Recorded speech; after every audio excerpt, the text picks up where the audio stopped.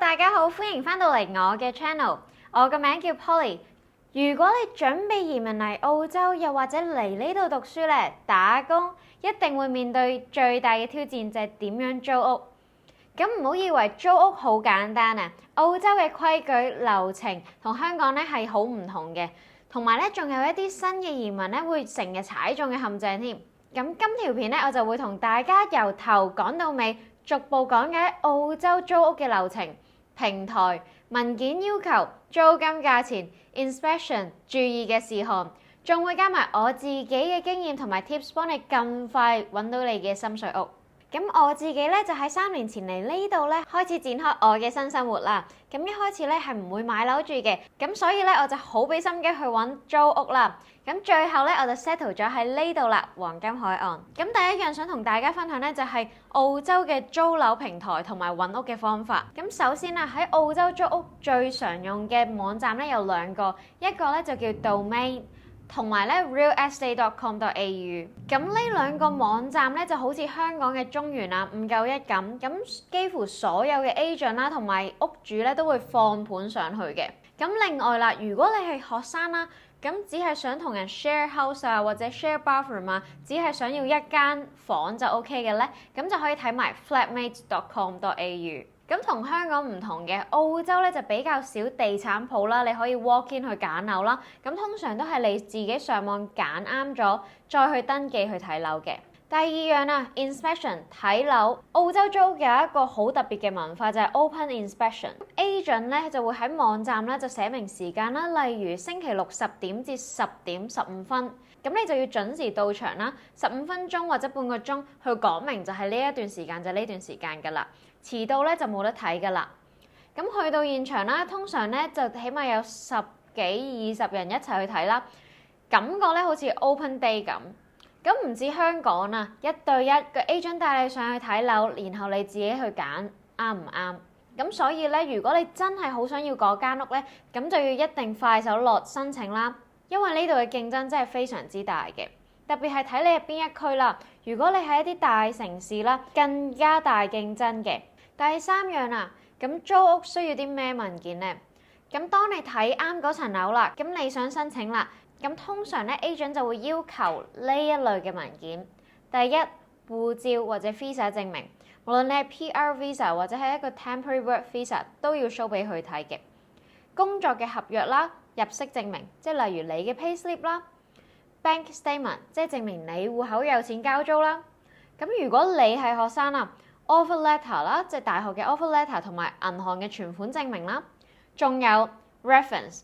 例如之前嘅租屋記錄啦，又或者僱主嘅推薦信，咁呢啲加埋咧就叫做100 point ID check， 即係例如你嘅 visa 啦，又或者你嘅 passport， 又或者你嘅 driver license 啦，要湊夠先受理嘅。咁雖然咧對於啲新移民嚟講啦，頭一個禮拜嚟啦，最難咧就係可能你冇 rental history 啦，又或者可能係 overseas 嘅 rental history 啦，咁呢一啲 rental history 都計嘅。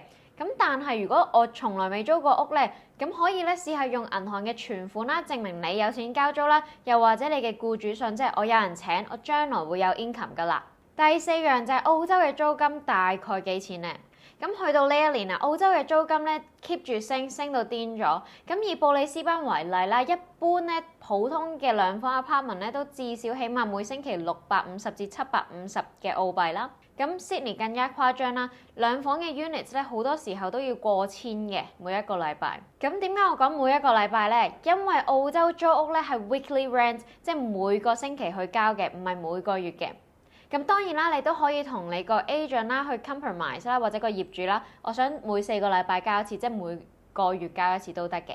咁除咗租金啦，仲有一樣嘢叫做 bond， 即係按金啊。通常咧就係俾4個星期嘅按金啦，交咗之後咧就會放喺政府信託嗰度。咁搬走咗之後冇嘢壞啊，先會退翻呢4個禮拜嘅 bond 俾你嘅。第五樣啦就係 utilities， 即係水電煤啊。咁香港好多租金咧都會包埋水電煤啦，咁但係咧澳洲通常都係自費嘅。咁例如水費啦，一般咧就每3個月啦200蚊左右啦，而電費咧就視乎用量啦。兩個人咧一個季度咧大約係300至400蚊，即係圍起港紙1500至2000蚊咁。咁煤氣啦，用煤或者熱水咧就要大約每季200蚊。而 Internet 網絡咧就大概每個月70至100蚊，視乎你要揀幾快速度同埋邊間公司。咁所以咧計埋 utilities 你嘅水電煤每個月咧起碼額外多幾百蚊嘅，即係大約係香港嚟講幾千蚊。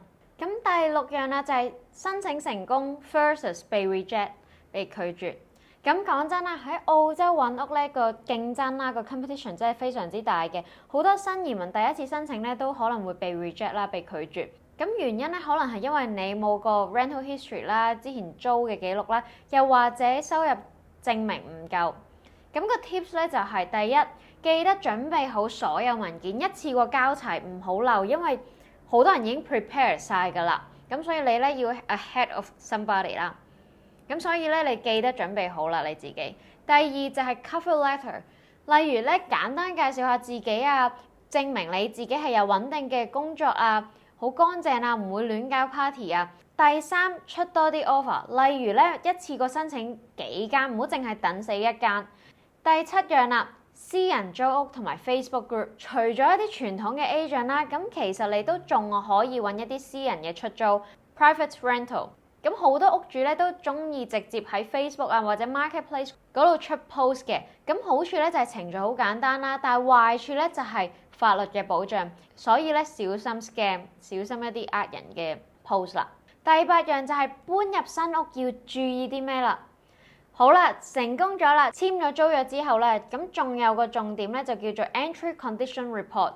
咁你要仔細 check 成間屋有冇爛啦，有冇污糟啦，逐樣影相嚟留底嘅。咁唔好怕煩，因為有時咧，到時你搬走嘅時候咧 ，agent 就會用翻呢個 report 去決定退翻幾多 bond 俾你，即係你之前落嘅按金。咁總括而言啦，喺澳洲租屋咧，即係一個大學問，唔單止咧要準備好多文件啦，仲要鬥快鬥搶嘅，唔係你有錢就可以租到噶啦。咁仲要咧接受租金1年比1年會加價啦。不過雖然呢個邊度都係噶啦。但只要咧你準備充足啦，文件齊全，再加上你俾啲耐性啦，其實好快就會揾到一間合心水嘅屋嘅。咁唔知你哋覺得香港同澳洲租屋嘅差距大唔大？記得留言話俾我知啦。如果你覺得呢條片幫到你，或者你覺得有啲 friend 係有需要呢條片咧，就記得 like、share 同埋 subscribe 啦。下集再同大家分享更加多澳洲嘅生活 tips。下次見，拜。